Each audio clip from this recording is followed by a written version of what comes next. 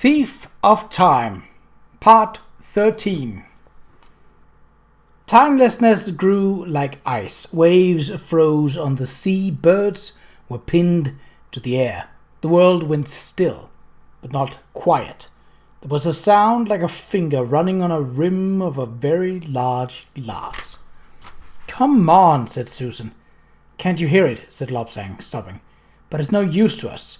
She pushed Lopsang back into the shadows. The robed grey shape of an auditor appeared in the air halfway down the street and began to spin. The air around it filled with dust, which became a whirling cylinder, which became slightly unsteady on its feet, something that looked human. It rocked back and forward for a moment. It raised its hands slowly and looked at them, turning them this way and that. Then it marched away purposefully. Halfway along the street was joined by another one, emerging from an alley. "This really isn't like them," said Susan as the pair turned a corner. "They're up to something. Let's follow them." "What about Lu Tse?" "What about them? How old did you say he was?" He says he's 800 years old. Hard to kill then. Run is safe enough if you're alert and don't argue. Come on." She set off along the streets. The auditors were joined by others, weaving through the silent carts and motionless people along the street toward, as it turned out, Sator Square, one of the biggest open spaces in the city. It was a market day. Silent and motionless figures thronged the stalls, but among them there were scurrying grey shapes. "There's hundreds of them," said Susan. "All human shapes, and it looks like they're having a meeting?" Mr. White was losing patience. Up until now, he had never been aware that he had any, because, if anything, he had been all but patience. But now he could feel it evaporating. It was a strange, hot sensation in his head, and how could a thought be hot? The mass of incarnated auditors watched him nervously. "I am Mr. White," he said to the lockless new auditor that had been brought before him, and shuddered with the astonishment of using that singular word and surviving. "You cannot be Mr. White also, it would be a matter of confusion." "But we're running out of colors," said Mr. Violet, intervening. "That cannot be the case," said Mr. White. "There's an infinite number of colors." "But there are not an infinite number of names," said Miss Torp. "That is not possible. A color must have a name. We can find only 103 names for green before the color becomes noticeably either blue or yellow. But the shades are endless. Nevertheless, the names are not. This is a problem that must be solved. Add it to the list, Miss Brown. We must name every possible shade." One of the female auditors looked startled. "I cannot remember all the things," she said, "nor do I understand why you are giving orders. Apart from the renegade, I have the greatest seniority as an incarnate." "Only by a matter of seconds," said Miss Brown. "That is immaterial. Seniority is seniority. This is a fact." It was a fact. Auditors respected facts. And it was also a fact, Mr. White knew, that there were now more than 700 auditors walking rather awkwardly around in the city. Mr. White had put a stop to the relentless increase in incarnations as more and more of his fellows rushed into the troubled spot. It was too dangerous. The renegade had demonstrated, he pointed out, that the human shape forced the mind to think in a certain troublesome way. The utmost caution was necessary. This, too, was a fact. Only those with the proven ability to survive the process should be allowed to incarnate and complete the work. This was a fact. Auditors respected facts, at least until now. Miss Brown took a step back. "Nevertheless," she said, "being here is dangerous. It is my view that we should discarnate." Mr. White found his body replying by itself. It let out a breath of air. "And leave things unknown," he said. "Things that are unknown are dangerous. We are learning much." "What we are learning makes no sense," said Miss Brown. "The more we learn, the more sense it will make. There is nothing we cannot understand," said Mr. White. "I do not understand why it is that I now perceive a desire to bring my hand in sharp contact with your face," said Miss Brown. "Exactly my point," said Mr. White. "You do not understand it, and therefore it is dangerous. Perform the act, and we will know more." She hit him. He raised his hand to his cheek. "Unbidden thoughts of avoidance of repetition are engendered," he said. "Also heat. Remarkably, the body does indeed appear to do some thinking on its own behalf." "For my part," said Miss Brown, "the unbidden thoughts are of satisfaction coupled with apprehension." "Already we learn more about humans," said Mr. White. "To what end?" said Miss Brown. whose sensations of apprehensions were increasing at the sight of the contorted expression of Mr. White's face. For our purposes, they are no longer a factor. Time has ended. They are fossils. The skin under one of your eyes is twitching. You are guilty of inappropriate thought, said Mr. White. They exist, therefore we must study them in every detail. I wish to try a further experiment. My eye is functioning perfectly.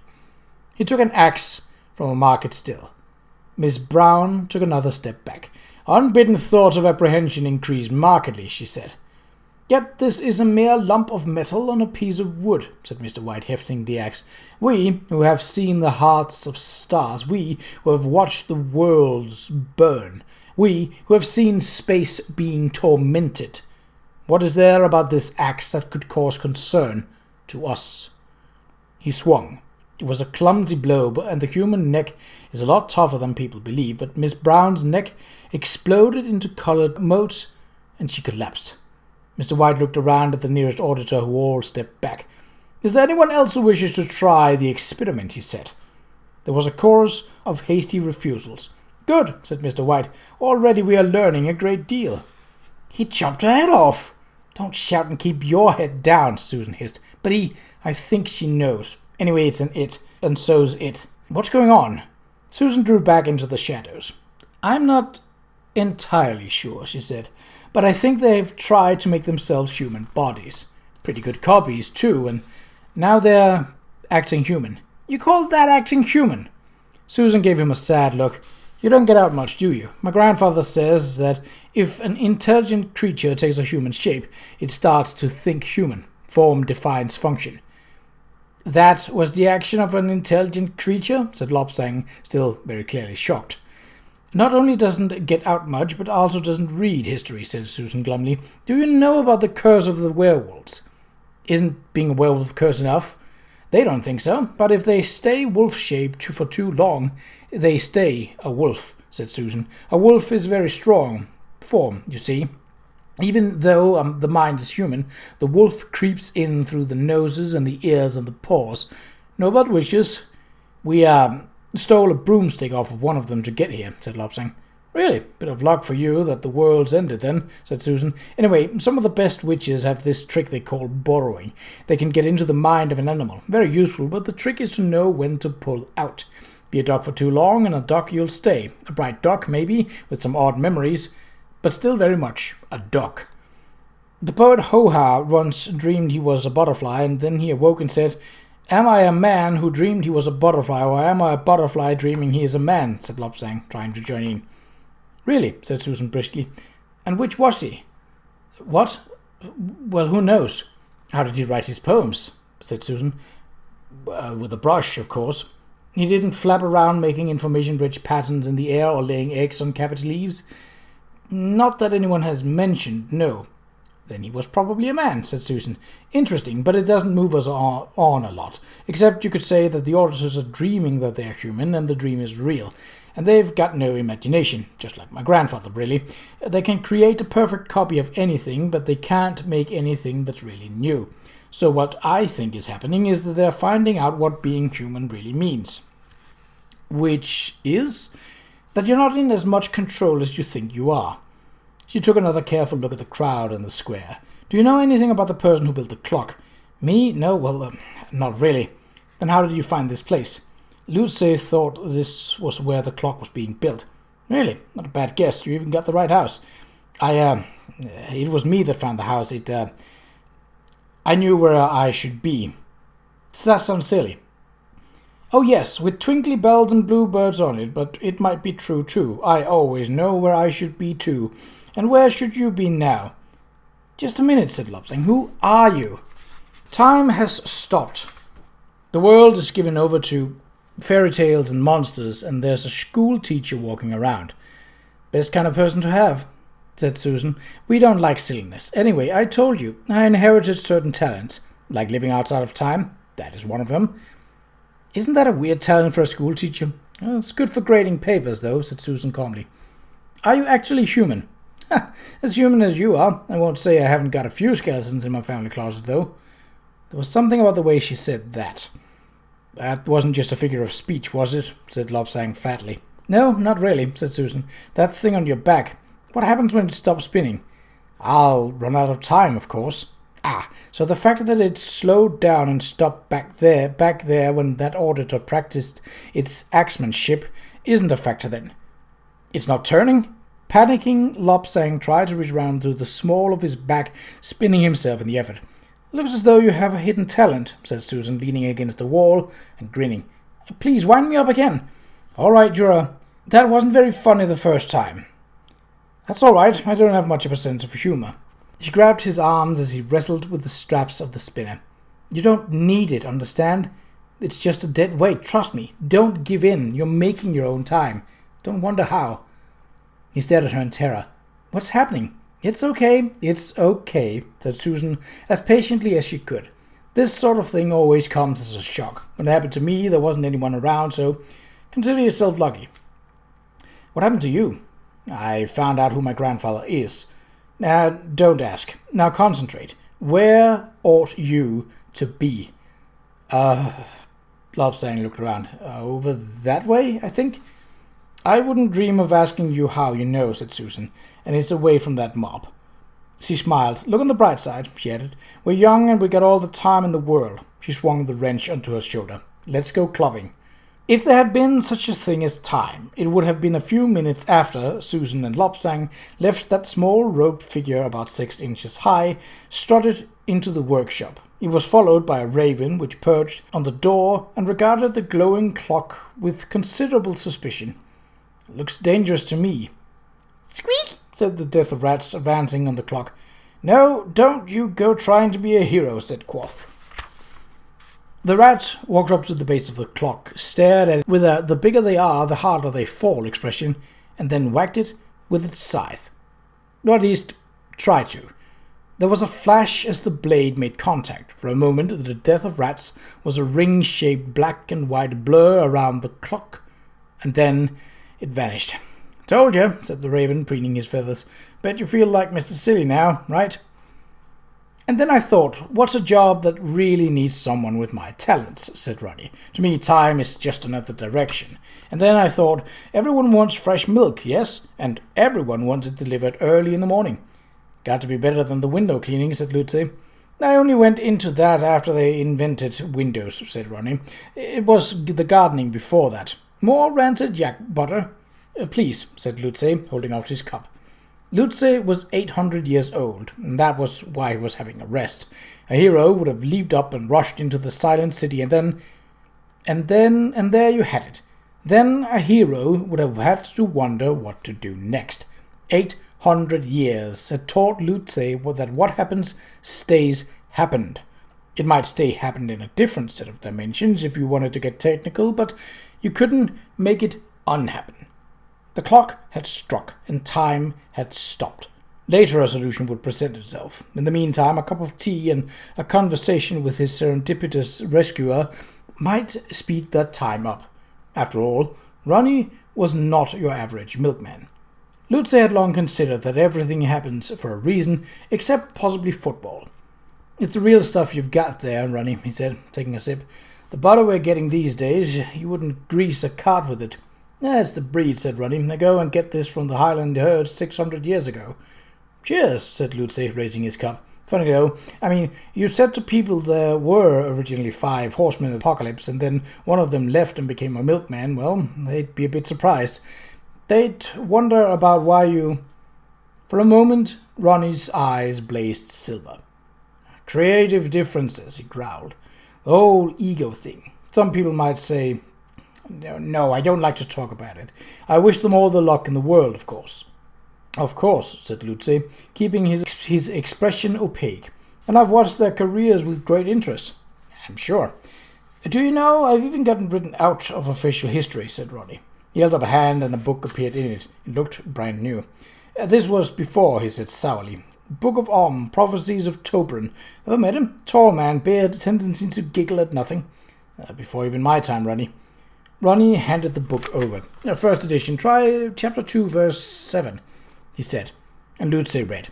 And the angel clothed in all white opened the iron book, and a 5th rider appeared in a chariot of burning ice. And there was a snapping of laws and a breaking of bonds, and the multitudes cried, "Oh God, we're in trouble now." "Yep, that was me," said Ronnie proudly. Lutz's eyes strayed to verse 8. "And I saw sort of like rapids in many colors, but basically a played pattern kind of spinning around, and there was a sound as of like big syrupy things." That verse got cut from the next edition," said Ronnie. "Very open to vision, all sorts, old Tobrin. The fathers of omnianisms could pick and mix what they wanted. Of course, in those days everything was new. Death was death, of course, but the rest were really just localized crop failure, scuffles, and spots." "And you?" Lutz ventured. The public wasn't interested in me anymore," said Ronnie. "So I was told. Back in those days we were only playing to very small crowds. One plague of locusts here, some tribe of waterhole drying up there, a volcano exploding. We were glad of any gig that we got going. There wasn't room for 5, he sniffed. "So I was told." Lutz put down the cup. "Well, Ronnie, it's been very nice talking to you, but time's not rushing, you see." "Yeah, I heard about that. The streets are full of the law." Ronnie's eyes blazed again. "Law? Glang. The auditors.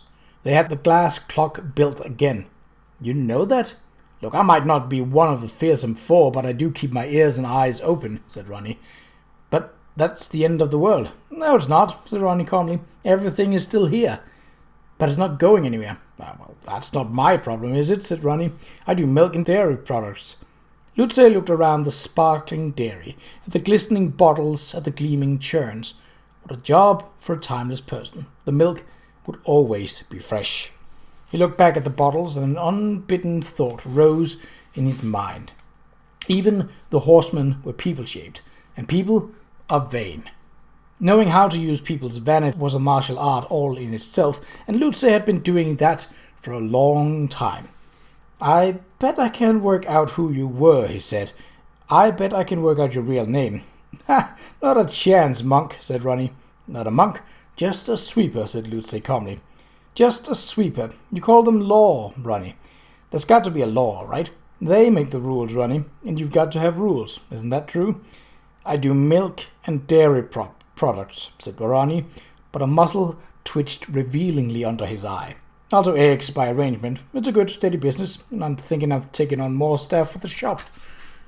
"Why?" said Lutz. "There won't be anything for them to do." "And expand the cheese site more," said Ronnie, not looking at the sweeper. "Big market for cheese. And I thought maybe I could get a C-mail address that people could send in orders, and it could be a big market. All the rules of one, Ronnie. Nothing moves anymore. Nothing is unexpected because nothing happens." Ronnie sat staring at nothing. "I can see you found your niche then, Ronnie," said Lutz soothingly. "And you keep this place like a new pin, there's no doubt about it. I expect the rest of the lads will be really pleased to know that you're, getting on all right. Just one thing. Why did you rescue me?" "What? Well, it was my charitable duty. You're the 5th horseman, Mr. Soak. Charitable duty. Except, Lutz's thought, you've been a human shaped for a long time. You want me to find out this. You want me to find out. You want me to. Thousands of years of a life like this, it's curled you in on yourself. You'll fight me all the way, but you want me to drag your name out of you." Ronnie's eyes glowed. "I look after my own sweeper. I'm one of yours, am I?" "You have certain worthwhile points." They stared at one another. "I'll take you back to where I found you," said Ronnie Soak. "That's all. I don't do all that other stuff anymore." The auditor lay on its back, mouth open. Occasionally it made a weak little noise, like the whimper of a gnat. "Try again, Mr. Dark Avocado. Mr. White." "Is that a real color?" "Yes, Mr. White," said Mr. Dark Avocado, who wasn't entirely sure that it was. "Try again then, Mr. Dark Avocado." Mr. Dark Avocado, with great reluctance, reached down toward the prone figure's mouth. Its fingers were a few inches apart when, apparently of its own volition, the figure's left hand moved in a blur and gripped them. There was a crackle of bone. "I feel extreme pain, Mr. White." "What is in its mouth, Mr. Dark Avocado?" "It appears to be cooked fermented grain product, Mr. White. The extreme pain is continuing." "A foodstuff." "Yes, Mr. White. The sensations of pain are really quite noticeable at this point." Did I not give an order that there should be no eating or drinking or unnecessary experimentation with sensory apparatus? Indeed you did, Mr. White. The sensation known as extreme pain, which I mentioned previously, is now really quite acute. What shall I do now? The concept of orders was yet another new and intensely unfamiliar one for any auditor. They were used to decisions by committee, reached only when the possibilities of doing nothing whatsoever about the matter in question had been exhausted. Decisions made by everyone were decisions made by no one, which therefore precluded any possibility of blame. But the bodies understood orders. This was clearly something that made humans human, and so the auditors went along with it in the spirit of investigation. There was no choice in any case. All kinds of sensations arose when they were given instructions by a man holding an edged weapon. It was surprising how smoothly the impulse to consult and discuss metamorphosed into a pressing desire to do whatever the person that held the weapon said. Can you not persuade him to let go of your hand? He appears to be unconscious, Mr. White. His eyes are bloodshot. He is making little a sighing noise. Yet the body seems determined that the bread should not be removed. Could I raise again the issue of the unbearable pain? Mr. White signaled to two other auditors. With considerable effort, they pried Mr. Dark Avocado's fingers loose. This is something we'll have to learn more about, said Mr. White. The renegade spoke of it. Mr. Dark Avocado? Yes, Mr. White. Do the sensations of pain persist? My hand feels both hot and cold, Mr. White. How strange, said Mr. White. I see that we will need to investigate pain in greater depth. Mr. Dark Avocado found that a little voice in the back of his head screamed at the thought of this, while Mr. White simply went on. What other foodstuffs are there? We know the names of 3,719 foods, said Mr. Indigo Violet, stepping forward. He had become the expert on such matters, and this was another new thing for the auditors. They had never had experts before. What one knew, all knew. Knowing something that others did not know marked one as, in a small way, an individual's.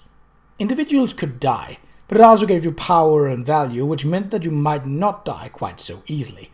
It was a lot to deal with, and like some of the other auditors, he was already assembling a number of facial tics and twitches as his mind tried to cope. Name one, said Mr. White. Cheese, said Mr. Indigo Violet smartly. It is rotted bovine lactation. We will find some cheese, said Mr. White. 3 auditors went past. Susan peered out of a doorway. Are you sure we're going the right way, she said. We're leaving the city centre. This is the way I should be going, said Lopsang. All right, but I don't like these narrow streets. I don't like hiding. I'm not a hiding kind of person, as I've noticed. What's that place ahead? That's the back of the Royal Art Museum. Broadway's on the other side, said Lopsang. And that's the way we need to go. You know your way around for a man from the mountains. I grew up here, and you know 5 different ways to break into the museum too. Used to be a thief. I used to be able to walk through walls, said Susan. Can't seem to do it with time stopped. I think the power gets cancelled out somehow. You could really walk through a solid wall. Yeah, it's a family tradition, Susan snapped. Come on, let's go through the museum. At least no one moves about much in there at the best of times. Ankh-Morpork had not had a king for many centuries, but palaces tend to survive.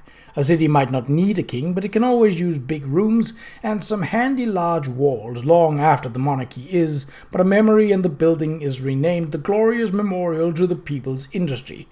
Although the last king of the city was no oil painting himself, especially when he had been beheaded, after which no one looks at their best, and not even a short king, it was generally agreed that he had amassed some pretty good works of art. Even the common people of the city had a keen eye for works like Caravati's 3 large pink women and 1 piece of gauze, or Mauvais's man with big thick leaf. And besides, a city with a history the length of Ankh-Morpork's accumulated all kinds of artistic debris, and in order to prevent congestion in the streets, needed some sort of civic attic in which to store it. And thus a little more cost than a few miles of plush red robe and a few old men in uniform to give directions to 3 large pink women and 1 piece of gauze, the Royal Art Museum was born. Lopsang and Susan hurried through the silent halls, as with fidgets it was hard to know if time had stopped here. Its passage was barely perceptible in any case. The monks at Oi Dong considered it a valuable resource. Susan stopped, turned to look up at a huge gilt-framed picture that occupied one whole wall of a lengthy corridor and said quietly, "Oh, what is it?" "The Battle of Argash by Blitz," said Susan. Lobsang looked at the flaking, unclean paint and the yellow-brown varnish. The colors had faded to a dozen shades of mud, but something violent and evil shone through. "Is that meant to be hell?" he said. "No, it was an ancient city in Qa'Rajh thousands of years ago," said Susan. "But grandfather did say that men made it hell. Blitz went mad when he painted it." He did good storm clouds, though," said Lobsang, swallowing. "Wonderful, light." "Look what's coming out of the clouds," said Susan. Lobsang squinted into the crusted cumulus and fossilized lightning. "Oh yes, the 4 horsemen. You often get them in—" "Count again," said Susan. Lobsang stared. "There's 2 of them." "Don't be silly, there's 5—" she began, and then followed his gaze. He hadn't been interested in the art. A couple of auditors were hurrying away from them toward the porcelain room. "They're running away from us," said Lobsang. Susan grabbed his hand. "Not exactly," she said. "They always consult. There has to be 3 of them to do that, and they'll be back. So come on." She grabbed his hand and towed him into the next gallery. There were grey figures at the far end. The pair ran on past dust-encrusted tapestries and into yet another ancient room.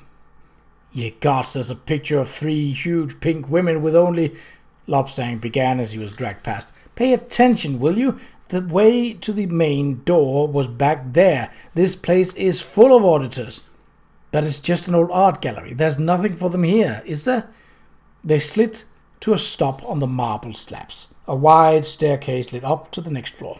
"We'll be trapped up there," said Lobsang. "The balcony's all around," said Susan. "Come on." She dragged him up the stairs and through an archway, and stopped. The galleries were several stories high. On the second floor, visitors could look down on the floor below. And in the room below, the auditors were very busy. "What the hell are they doing now?" whispered Lobsang. "I think," said Susan grimly, "that they're appreciating art." Miss Tangerine was annoyed. Her body kept making strange demands of her, and the work with which she had been entrusted was going so very badly. The frame of what had once been Sir Robert Cuspidor's wagon stuck on in river was leaning against a wall in front of her. It was empty. The bare canvas was neatly rolled beside it. The front of the frame, carefully heaped in order of size, were piles of pigment. Several dozen auditors were breaking these down into their component molecules. "Still nothing," she said, striding along the line. "No, Miss Tangerine, only known molecules and atoms so far," said an auditor, its voice shaking slightly. "Well, is it something to do with the proportions, the balance of molecules, the basic geometry? We are continuing to—" "Get on with it!" The other auditors in the gallery clustered industriously in front of what had once been a painting, and in fact still was, insofar as every single molecule was still present in the room, glanced up, and then went back again to their tasks. Miss Tangerine was getting even angrier because she couldn't work out why she was angry. One reason was probably that, when he gave her this task, Mr. White had looked at her in a funny way. Being looked at was unfamiliar experience for an auditor. In any case, no auditor bothered to look at another auditor very often because all auditors looked the same, and neither were they used to the idea that you could say things with your face, or even have a face, or have a body that reacted in strange way to the expression on another face belonging to, in this case, Mr. White. When he looked at her like that, she felt a terrible urge to claw his face off. Which made absolutely no sense at all. No auditor should feel like that about another auditor. No auditor should feel like that about anything. No auditor should feel. She felt livid. They had all lost so many powers. It was ridiculous to have to communicate by flapping bits of your skin. And as for the tongue, yuck. As far as she knew, then the whole life of the universe, no auditor had ever experienced the sensation of yuck. The wretched body was full of opportunities for yuck. She could leave it at any time, and yet there was a part of her that did not want to. There was this horrible desire, second by second, to hang on. She felt hungry. And that also made no sense. The stomach was a bag for digesting food. It wasn't supposed to issue commands. The auditors could survive quite well by exchanging molecules with their surroundings and making use of any local source of energy. That was a fact. Try selling that to the stomach. She could feel it. It was sitting there grumbling. She was being harassed by her own internal organs. Why had they copied internal organs? Yeah. It was all too much. She wanted to express herself by shouting some terrible words. Discord, confusion. The other auditors looked around in terror. But the words just didn't work for Miss Tangerine. They just didn't have the same force that they used to. There had to be something worse. Ah, yes. Organs, she shouted, pleased to have found it at last. And what are all you organs looking at, she added. Get on with it. They're taking everything apart, whispered Lopsang. That's the auditors for you, said Susan. They think that's how you find out about things. You know, I really loathe them. I really do. Lopsang glanced sideways at her. The monastery was not a single-sex institution. That is to say, it was, but corporately it had never thought of itself like that because the possibility of females working there had never even crossed the minds capable of thinking in 16 dimensions at once.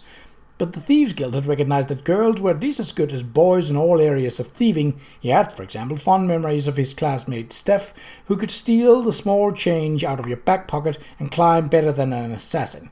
He was at home around girls, but Susan scared the life out of him. It was as if some secret place inside her boiled with wrath, and with the auditors, she let it all out. He remembered her hitting that one with her wrench. There had been just a faint frown of concentration, as if she was making certain the job was done right. Shall we go? He ventured. Look at them, said Susan. Only an auditor would take a picture apart to see what made it a work of art. Now, there's a big pile of white dust over here, said Lopsang. Man with big fig leaf, said Susan absently, her eyes still intent on the grey figures. They dismantle a clock to search for the tick.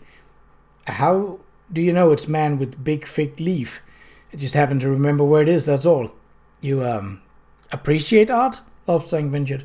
I know what I like, said Susan, still staring at the busy grey figures. And right now, I'd quite like a lot of weaponry. We'd better move. The bastards get into your head if you let them, said Susan, not moving.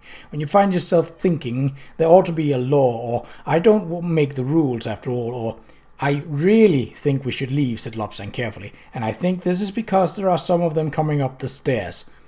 Her head jerked around. What are you standing around for, then? She said.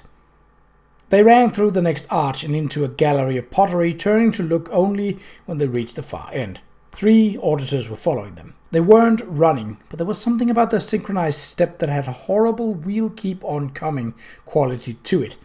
All right, let's go this way. No, let's go this way, said Lopsang. That's not the way we need to go, Susan snapped. No, but the sign up there says arms and armor. So, are you any good with weapons? No, said Lopsang proudly, and then realized she'd taken this the wrong way. You see, I've been taught to fight without. Maybe there's a sword I can use, Susan growled, and strode forward. By the time the auditors entered the gallery, there were more than 3 of them. The grey crowd paused. Susan had found a sword, part of a display of Agathian armor. It had been blunted by disuse, but anger flared along the blade. Should we keep running? Said Lopsang. No, they always catch up. I don't know if we can kill them here, but we can make them wish we could. You still haven't got a weapon. No, because you see I've been trained to. Just keep out of my way then, okay? The auditors advanced cautiously, which struck Lopsang as odd. We can't kill them, said Lopsang. Depends on how alive they let themselves become. But they look scared, he said.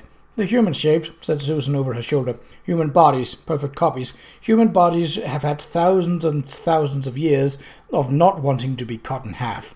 That kind of leaks into the brain, don't you think? And then the auditors were circling and moving in. Of course, they would all attack at once. No one would want to be first. 3 made a grab at Lopsang. He'd enjoyed the fighting back in the training dojos. Of course, everyone was padded and no one was actually trying to kill you, and that actually helped. But Lopsang had done well because he was good at slicing. You could always find that extra edge. And if you had that edge, you didn't need quite so much skill here. You didn't need that extra skill. There was no edge here. There was no time to slice. He adopted a mixture of snafu and okie dokie, and anything that worked. Because you were dead if you treated a real fight like the dojo. The grey men were no contest in any case. They just attempted to grab and hug, and Granny could have fended them off. He sent 2 reeling and turned to the third, which were trying to grab him around the neck. He broke the hold, spun around ready to chop, and hesitated. "Oh, good grief," said a voice. Susan's blade whirled past Lobsang's face. The head in front of him was parted from its former body in a shower of not blood but coloured floating dust. The body evaporated and became very briefly a grey robed shape in the air and vanished. Lobsang heard a couple of thumps behind him, and then Susan grabbed his shoulder. "You're not supposed to hesitate, you know," she said. "But it was a woman." "It was not, but it was the last one. Now let's go before the rest get up here." She nodded at a second group of auditors that were watching them very carefully from the end of the hall. "They weren't much of a contest anyway," said Lobsang, getting his breath. "What are those doing?" "Learning. Can you fight better than that?" "Of course." "Good, because next time they'll be as good as you just were. Where to now?" This way." The next gallery was full of stuffed animals. There had been a vogue for it a few centuries before. These weren't the sad old hunting trophy bears or geriatric tigers whose claws had faced a man armed with nothing more than 5 crossbows, 20 loaders, and 100 beaters. Some of these animals were arranged in groups, quite small groups, of quite small animals. There were frogs seated around a tiny dining table. There were dogs dressed in hunting jackets in pursuit of a fox wearing a cap with feathers in it. There was a monkey playing a banjo. "Oh no, it's an entire band," said Susan in tones of horrified astonishment. "And just look at the little kittens dancing. Horrible. I wonder what happened when the man who did this met my grandfather." "Would he have met your grandfather?" "Oh yes," said Susan. "Oh yes, and my grandfather is rather fond of cats." Lobsang paused at the foot of the staircase, half hidden behind a lockless elephant. A red robe, now hard as a bar, suggested that this wasn't part of the public museum. There was an added hint in the shape of a notice saying, "Absolutely no admittance." "I should be up there," he said. "Let's not hang around then, eh?" said Susan, leaping over the rope. The narrow stairs led up into a large bare landing.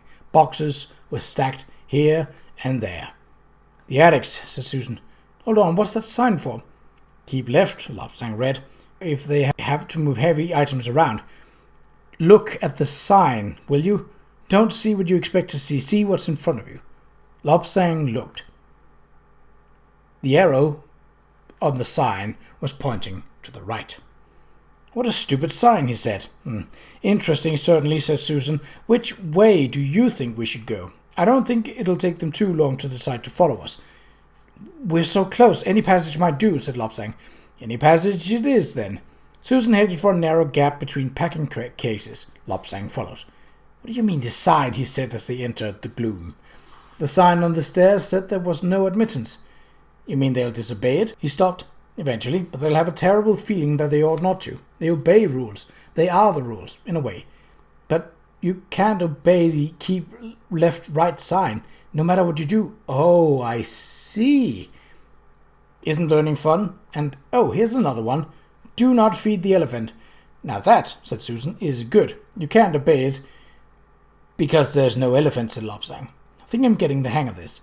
"It's an auditor trap," said Susan, peering at a pack case. "Here's another good one," said Lobsang. "Ignore this sign. By order." "Nice touch," Susan agreed, "but I'm wondering who put up these signs." There were voices, someone behind them. They were low, but then one was suddenly raised.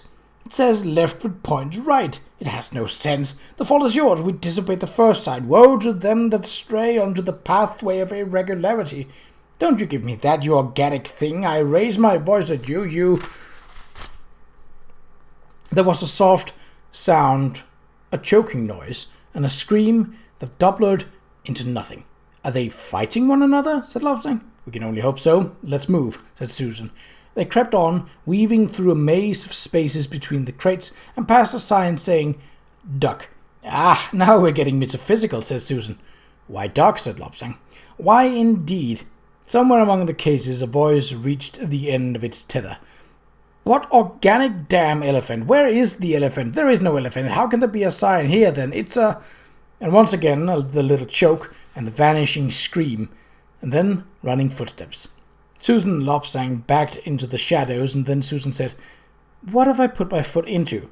She reached down and picked up a soft, sticky mess. As she arose, she saw the auditor come round the corner. It was wild-eyed and frantic. It focused on the pair of them with difficulty, as if trying to remember who and what they were, but it was holding a sword and holding it correctly. A figure rose up behind it. One hand grabbed it by the hair and jerked its head backwards. The other was thrust over its open mouth. The auditor struggled for a moment and then went rigid, then disintegrated, tiny particles spinning away and disappearing into nothing. For a moment the last few handfuls tried to form in the air the shape of a small cowled figure. Then it too was dragged apart with a faint scream that was heard by the hairs on the back of the neck. Susan glared at the figure in front of her. You can't be a... What are you?" The figure was silent. This may have been because thick cloth covered its nose and mouth. Heavy gloves encased its hands too. And this was odd because most of the rest of it was wearing a sequined evening gown, and a mink stole, and a knapsack, and a huge picture hat with enough feathers to make 3 rare species completely extinct.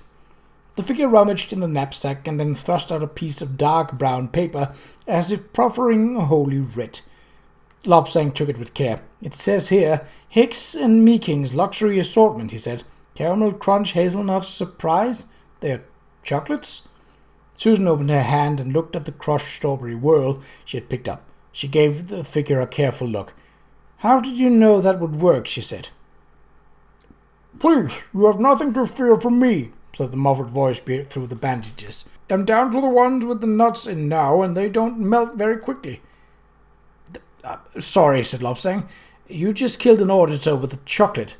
"My last orange cream, yes, we're exposed here. Come with me." "An auditor," Susan breathed. "You're an auditor too, aren't you? Why should I trust you?" "There isn't anyone else."